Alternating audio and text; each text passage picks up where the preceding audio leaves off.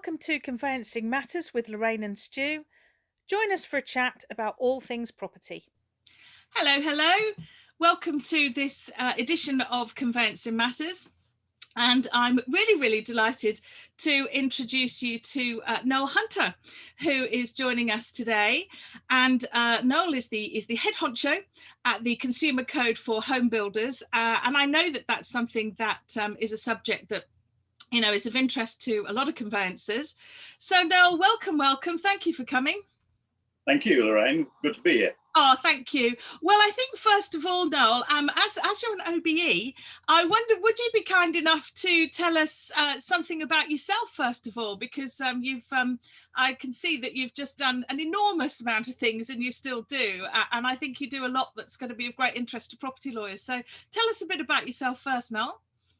Well, I suppose essentially I've got a regulatory background. I began my life as a trading standards officer, but finished my life as a director of a local authority with a lot of other services, mainly dealing with consumer-related issues, libraries, museums, one-stop shops, a variety of things like that. But I've also got involved over a period of time with quite a lot of consumer-led issues. Yeah. I sat on the National Consumer Council when it existed, and the Banking Code Standards Board, the Financial Services Authority, and various other organisations which have a parallel interest to some of your members, I think. Yeah, no, that's interesting. I mean, before we talk about the code for home builders, I mean, from where you are now, then, what would you say is the sort of, are there any sort of themes or sort of, regulatory threads that sort of run through, your work and your experience to date? Yes, I mean, I think let's speak about the code. I mean, the code, the origin of code was that back in 15 years ago, there was quite a lot of concern about the home building industry and the way in which, in fact, consumers were being treated. There was a lot of consumer concern. Satisfaction levels were very low, in the mid-40s. So the Office of Fair Trading at that particular point, following on from something called the Barker Review, had a very careful look at the home building industry and decided there were only two possibilities. One was that there would be a very effective form of self-regulation, or if there wasn't, there would be regulation. So the industry was left with those choices and naturally decided that self-regulation might be the best way forward. And that was, in a sense, the origin of the code. There were several iterations, but I got involved in 2010 when the code was formally launched. It was launched in April 2010. I joined as the first independent chairman. Yeah. Later that year, about September 2010, and I've been chairman of the code since then. So that's a brief snapshot of the origin of the code. Oh, well, that's interesting, because of course lawyers, solicitors in particular, of course, rather sort of shot themselves in the foot because, of course, we had the Law Society had the self-regulation and the representation function, and of course we were perceived not to have self-regulated sufficiently well that we've that we find ourselves where we are with the SRA. I mean, interestingly, I don't know, I'm not sure that the public are in a markedly better position than they would have been. That's not to diminish the SRA's efforts at all, but I'm not sure that it's made that much difference, to be quite honest, having been outside looking in for 30 odd years, but there we go. But you might be able to know, Lorraine, that the Law Society, I mean, clearly you're members of the Law Society, and conveyancers play a very important part in a home purchase, and we recognise that because we actually run an advisory forum for the code, which has sitting on it a very senior person from the Law Society, not only the Law Society in England, but also in Scotland as well. So that's interesting. What's the function of the forum, Noel? Just to keep everybody, the sort of up to date, or feeding in sort of concern from members. How does that work? Well, the advisory forum was set up at the start of the code, and we see that as really important to us because there are a lot of important stakeholders in the home building industry. Consumer organisations, naturally, the law societies, as I mentioned, estate agents, Property Mark play a part in it, UK Finance, who finance home purchases and so on. So there's a range of organisations we bring into that forum to talk about the code and developments and to hear their views on what we should be doing. So we've reviewed the code 3 times since it came into existence in 2010, and the views of all of those players, including the consumer organisations, have been taken into account in developing the code over that period. So what would you say as a result of the reviews, Noel, or perhaps what would you say are the 2 or 3 most significant changes then that have been made to the code in terms of what it is today? Well, one of the very important changes we've made is to make all decisions independent.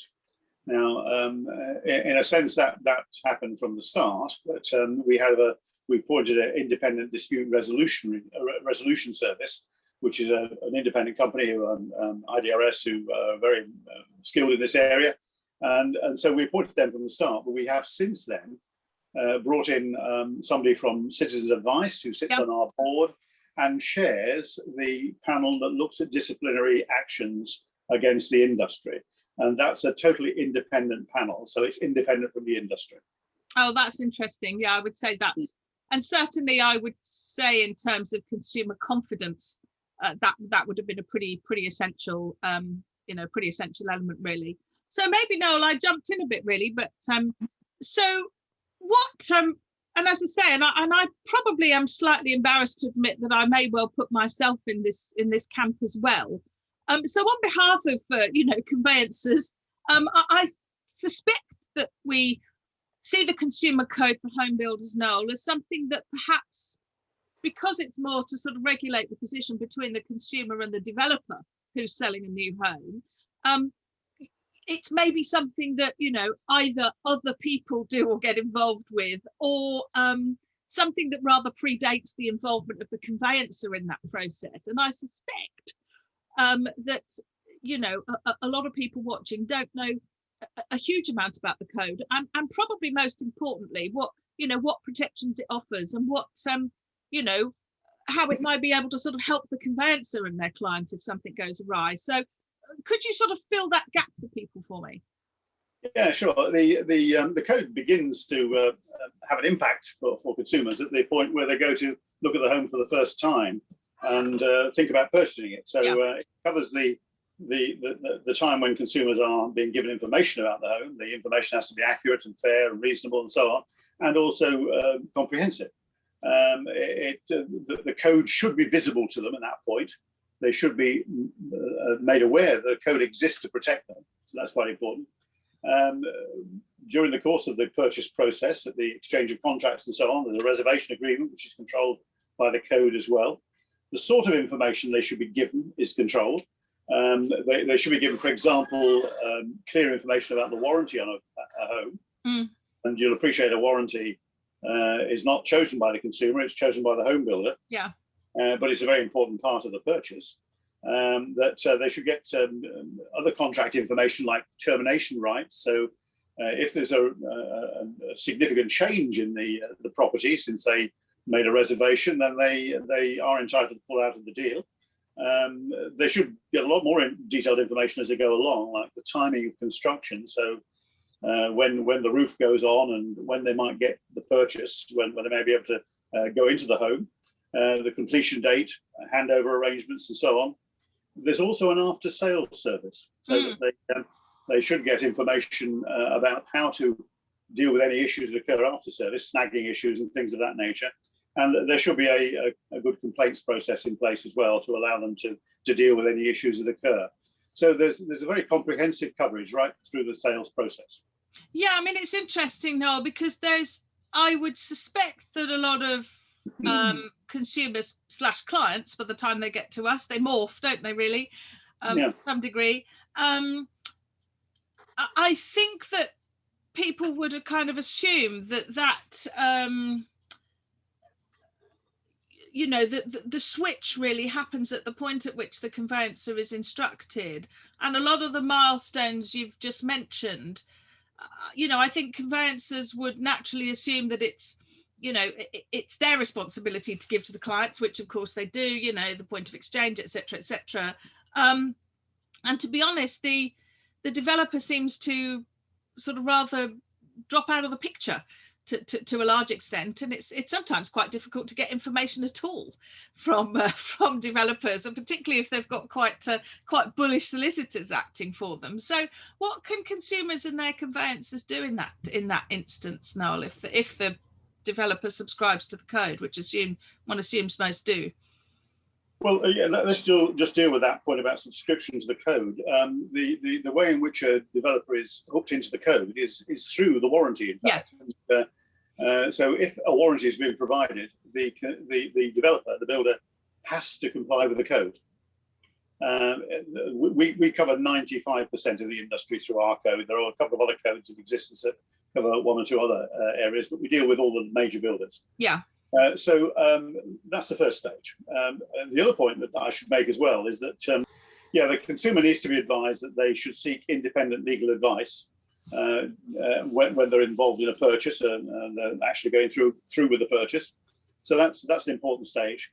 In terms of the conveyancer, what the code is doing really is supplementing the work the conveyancer, the solicitor, is doing, because it provides further assurances for consumers and areas to get out of the deal if in fact it goes wrong for them.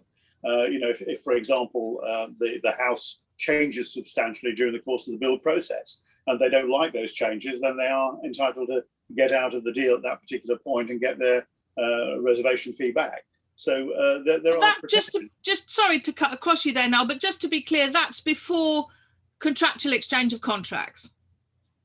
But even after exchange of contract, if there is substantial changes in the building, there is still the right to withdraw from that contract. Is that notwithstanding whatever the developer's solicitor might have put in the contract for sale? Well, I think providing the information that they were given originally on which the sale was based is still being adhered to. That should continue. Obviously, if there's been an agreement that something should change at the point of exchange of contracts, then clearly that changes the situation. Well, no, I was thinking more, the most developers, solicitors, to be fair, most of them, are okay, are fine. I mean, I've acted for smaller developers in the past, Noel, and my view always was, let's make the contract pack as comprehensive as possible. Let's anticipate everything that we're going to be asked to minimise the acres of, pre-contract inquiries we're going to get on a new build, and to actually try and make our exchange deadline achievable. But unfortunately, a lot of people don't seem to take that view, and you can get some pretty appalling packs. But most developers, solicitors will include a condition in the sale contract that says something along the lines of, the developer will, essentially reserves the right to make minor alterations to the property that don't affect the value. But if they want to do anything major that might affect the value or the substance of what the buyer thought they were buying, then the buyer's got the right to withdraw. But if that isn't in there, or if there's a watered down version of that provision in the sale contract, Noel, would it still technically be possible for a buyer to try and withdraw reliant on the code? Yeah, if there was substantial change, which they weren't expecting, wasn't in the original agreement when they went to purchase it, the answer is yes. But if it's minor changes, clearly that's fine. The builder should keep, and the developer should keep, the consumer informed of any changes as they go along. Yeah. And, but again, the code says if there are substantial changes, and this is not what the consumer wants, then they have the right to withdraw. I'm going to put you on the spot slightly, Noel, and forgive me, this is perhaps a bit mean, but I'm just thinking about it from the point of view of the conveyancers watching. What do you have any examples of maybe decisions, for example, that have, what would constitute a substantial change such that a consumer might have the right to withdraw from a purchase once the contract is exchanged between conveyancers? What's substantial enough?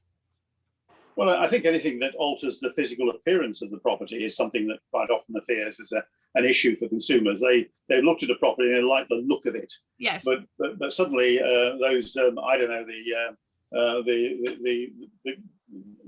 the facing on the property has been changed, and they don't like the facing on the property. It's been totally changed from what they originally expected.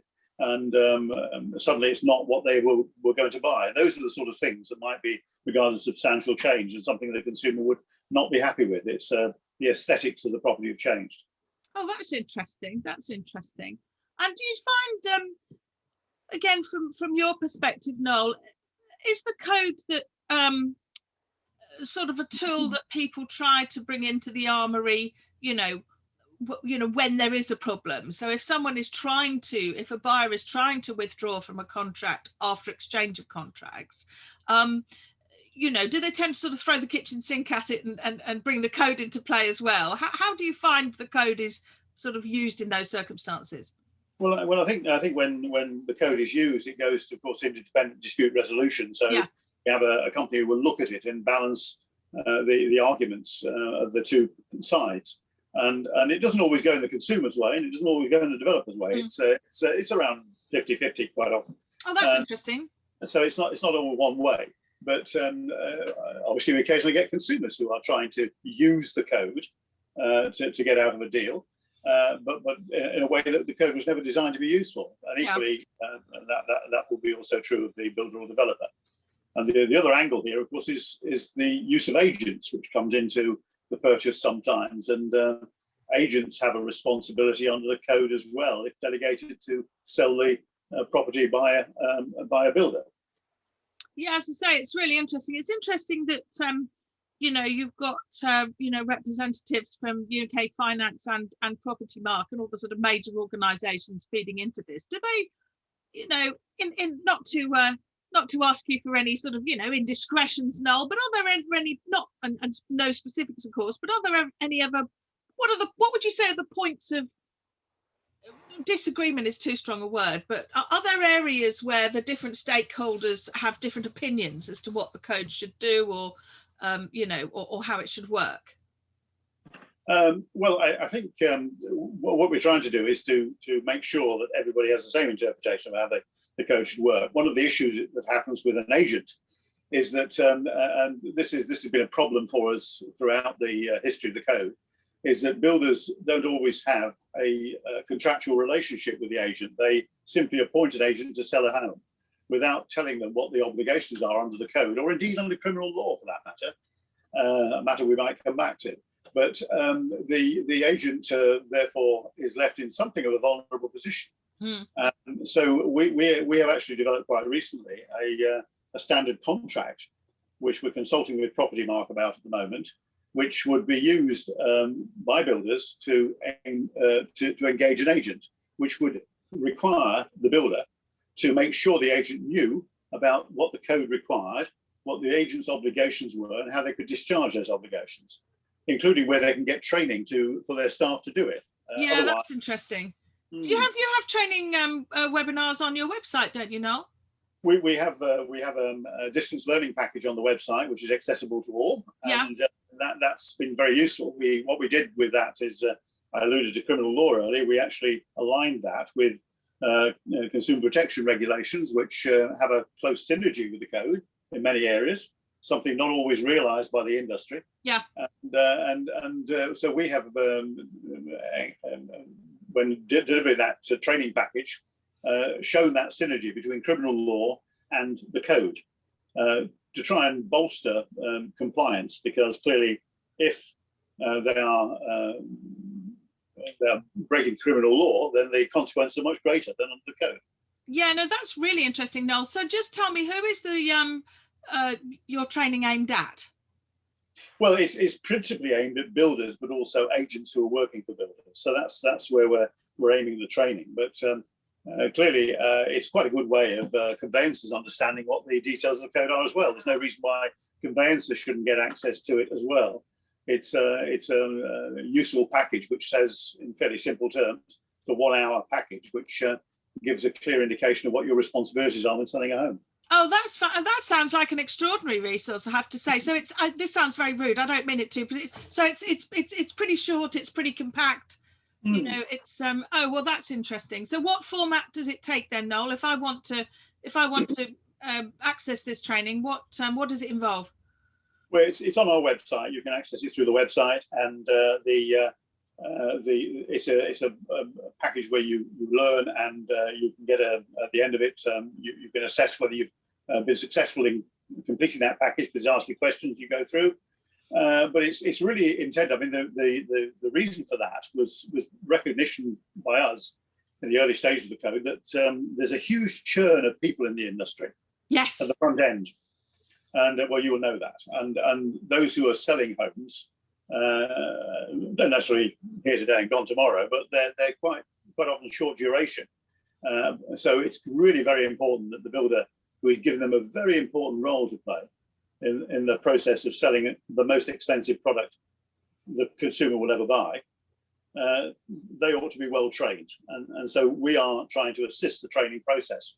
We hope ours is not the only training package they get, but we see it as a very important one as far as the code is concerned. Yeah, I think that sounds, it sounds really, really incredibly useful, and I would absolutely, urge conveyancers to, to subscribe to it and watch it. I think it can only help, the more that, the more clients are advised of their rights, and actually the more those advising them understand. Because I think it's a funny old thing, actually, conveyancers, because and I this is probably fodder for another discussion, Noel. I can see I'm going to be you're going to be my star guest, because there's so many things I want to talk to you about, but I think a lot of conveyancers miss the link, and I mean them no disrespect when I say it, because we just have so much else to think about.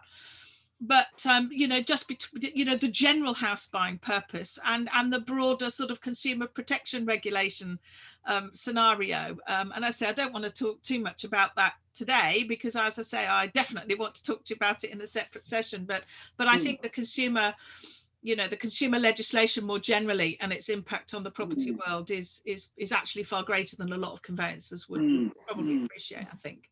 So how do you find and this is perhaps an unfair question, so please do tell me to get back in my box, Noel, but do you find the majority of developers sort of properly and positively embrace the code? I mean, or do you feel there's an element of lip service, or aren't you prepared to say? I'm perfectly willing for you to tell me to go away. No, there's a pretty mixed answer to that, actually, Lorraine. I mean, the situation has changed quite dramatically over the years I've been involved with the code. I mentioned earlier that the code was generated by a very low percentage satisfaction level from consumers. Well, the satisfaction levels have increased quite significantly, and they're now in the sort of 80% satisfaction levels. We'd like to see them up in the 90% satisfaction levels, really, but that's a great improvement. And yes, I think the industry is quite disparate. Yeah. I mean, there are 30 builders in the UK who build about 80% of the homes. But there's another 5,000 or 6,000 builders out there who build the rest.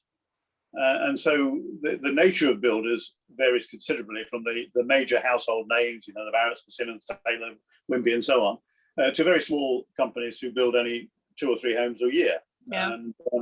And so our challenge has been to get the information out and get recognition of the code out to all of those players. Having the warranty bodies as part of the deal, as it were, is quite important, because warranty is obviously a very important part of consumer protection. Yeah. And the warranty bodies require anybody who seeks a warranty from them to comply with the code. So they're constantly reminding builders as well, as do we. But the answer to your question, how is compliance looking? Well, it's much better than it was. And I think most of the major builders now, by their nature, have compliance teams in their operations. And they are much more focused now on making sure they comply with the code. So compliance is much better.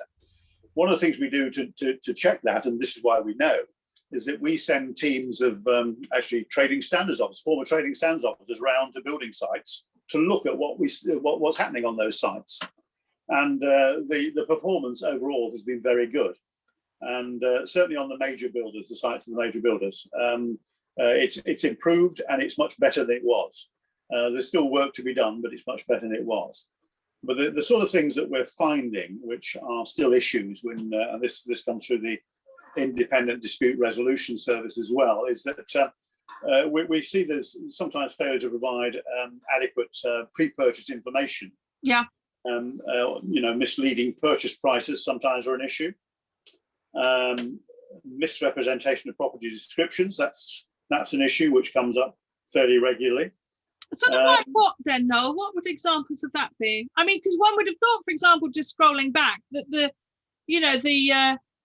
purchase price issues, sort of one hope would rather have been put to bed with the the UK Finance Disclosure of Incentives form. So what sort of issues remain around purchase prices and descriptions? Because they're two pretty key things when somebody's thinking about buying a property. I suppose one of the most recent ones has been around the issue of help to buy, where prices have been on occasion misleading about what the actual price of the property is and what the help to buy contribution is. Those have been sort of issues, without going into too much detail, but those sort of issues have occurred. Yeah. That's the sort of thing that may happen, or it may be that there is a differential in relation to some of the properties, or there's extra charges to be made internally. I mean, another issue, of course, is in many cases now there are management charges associated with properties as well. That was less evident in the past, but now it's quite often the case. There is a estate has been built. There are management charges which cover a lot of things: maintenance of roads, maintenance of common land, even the maintenance of common heating systems, and so on. And the information about those should be declared as part of the purchase information. And sometimes there have been inadequate declarations of those. Yeah, I can definitely see that, because certainly from my sort of end of the sort of deal, really, Noel, what you tend to find as a conveyancer is that and this isn't just, I was going to be unfair actually and say it was a trait of perhaps smaller developers, but actually that's not right, because quite often you can tell that a developer, quite frankly, has just gone to market too quickly, or they haven't instructed their solicitor properly enough and comprehensively enough. So actually the contract package that you get, is very, very poor. And of course, the problem with that, and one of the courses I actually teach that people are always consistently interested in is just a half day on basically buying a new build property. And the first thing I talk about is, well, what in general terms should you expect to be included in that contract package? Because of course, that's the point at which quite often the developer and their solicitor will claim that your 28-day clock has started to tick in terms of your deadline for exchange. And if really you've only got a copy of a title that's 12 months old and a rather poorly constructed contract and no transfer of part, and one planning permission, you're a considerable amount of paperwork short of what you really need. But you're quite right about the management charges, and that's something, again, from our point of view, that's becoming a real hot potato, is the use of rent charges to secure those positive service charge obligations on a freehold development. They've become, and to be fair to developers, I think they've been using them for quite a long time. But of course, since Roberts and Lawton in 2016, they've come right back into the fore, and they are handled quite badly. But I can see that if I'm not receiving a service charge budget, as I say, even on a freehold development, I can absolutely see why that information wouldn't be available, X weeks earlier at the point of advertising and the point of sale. It's just not, they often don't look at it in that level of sort of granular detail. And it's obviously not a calculation that a consumer has made when they're going to buy the house, that they've got an ongoing liability associated with the house, which actually may run out of their control because it's run by a management company that may not be directly involved in, and they need to have some assurance of that, and they can meet those costs. I mean, the other thing I should say probably at this stage of the discussion is that one thing that the code does not cover is the quality of build, and that's something, of course, which is covered largely by the warranty. It is a discussion that's going on at the moment about a future iteration of the code, that we may include quality in a future iteration of the code, and things like snagging issues will be covered. It's a vexatious issue because clearly one person's flaw in a house is another person's satisfaction, and it's a very difficult judgment. So there's a lot of discussion going on about how that judgment will be made, and but I do expect to see, in the light of recent history where there's been quite a lot of criticism about the quality of homes being built, the quality will become a bigger issue in the future. Yeah, well, again, probably, Noel, you know, maybe we'll close this discussion in a minute, but as I say, we've absolutely got fodder for at least another one chat with yourself, if not two. And I suppose, you know, perhaps to leave it hanging on a bit of a thread, but I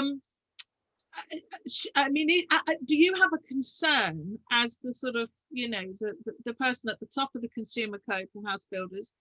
Do you where the line between quality, perhaps in terms of you know, snagging taps, handles on doors, dodgy skirting board, do you have a line, a problem with the fact that, you know, quality can tip into safety? Where does that, where would that line be drawn?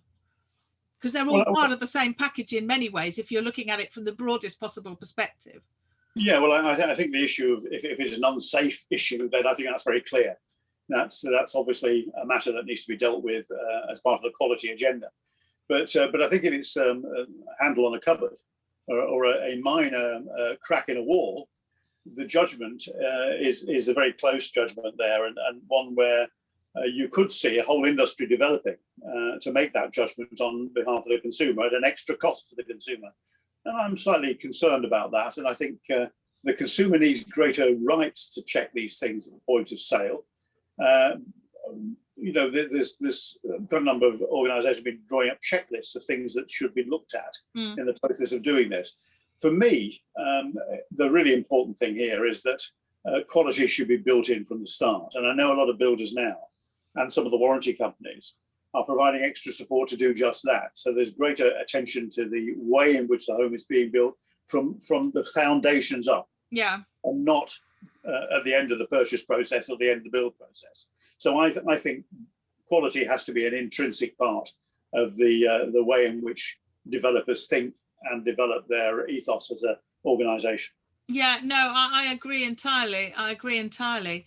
So Noel, maybe to conclude then, what would you say, what would you say since your tenure started? So, you know, let's give you the typical interview question then, really, Noel. What would you say is would be the code's biggest success to date, in your opinion? And what would you say, of all the things on your to-do agenda, what would you say is the single most important thing still to be addressed? Well, I think we have, since we started, helped thousands and thousands of consumers. So that's a success. And very many cases have been taken to the Independent Dispute Resolution Service for satisfaction. They've been resolved. So that's a success. The other smaller success, really important success for consumers, is we've now made access to the code free for consumers. Originally, there was a fee associated with that, and that's now, for the last couple of years, has been free of charge. So there's no charge for consumers. The bill is picked up by the industry, by the builder. That's a success. Where do we have to move next? Well, I think there is a new code being considered at the moment. I mentioned quality as an issue that has to be addressed. Clearly, there's a lot of very careful work has to go into that judgment. But I think, as I hinted to you earlier, that the industry itself needs to embrace quality in the build process. And it shouldn't just be picked up as a complaint issue at the end of the build process. Yeah. That's my concern. Well, no, that has been an absolutely fascinating chat. I'm absolutely delighted that you have joined me today. I really, really am. I can't thank you enough. And you just assume, just take it as read that I'll be inviting you back, Noel, because, as I say, I think there's a huge amount more for us to talk about. And I'm, genuinely interested in the fact that there's a training product out there that's accessible and straightforward, because I think that conveyancers, quite frankly, could be just, could look at it and learn from it to sort of support their clients in the process. So thanks ever so much for joining me, Noel. My pleasure, Lorraine. Good to see you. And you. Bye. Take care. Bye. Bye.